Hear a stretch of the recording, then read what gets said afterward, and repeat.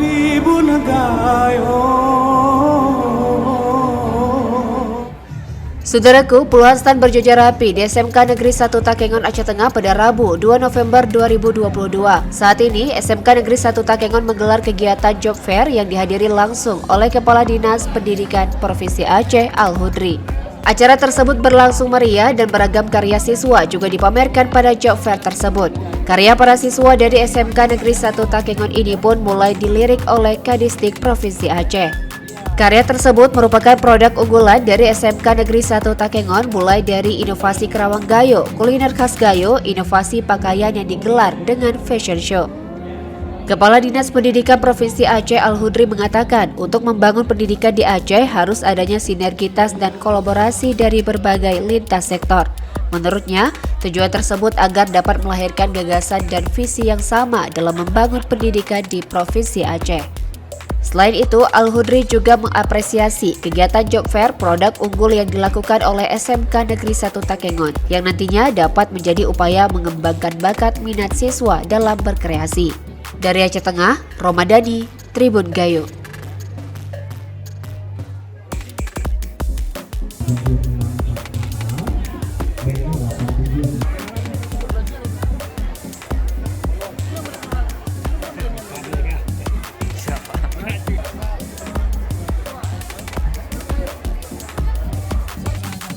Bismillahirrahmanirrahim.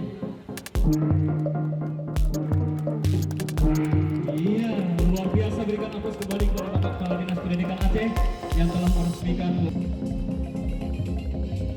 Dan insya Allah salah satu siswa kita ini atas nama Syahsa Nabila akan mewakili Aceh Tengah untuk ajang PKA di Provinsi Aceh dalam lomba desain busana.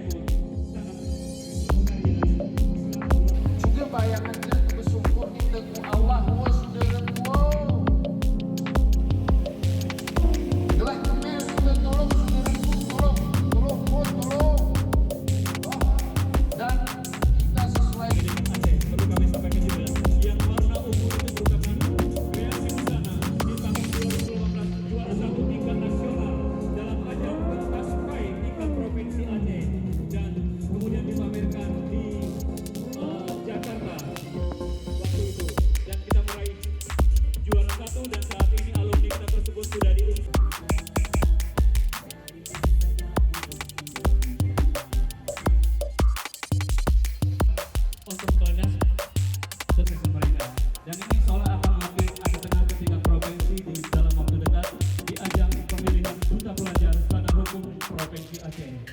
Iya. Kemudian ini ibu dari kesekratan.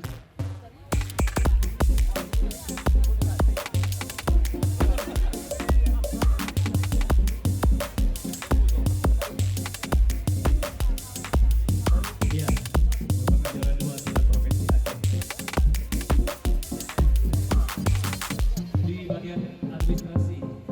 Baik, terima kasih. Assalamualaikum warahmatullahi wabarakatuh.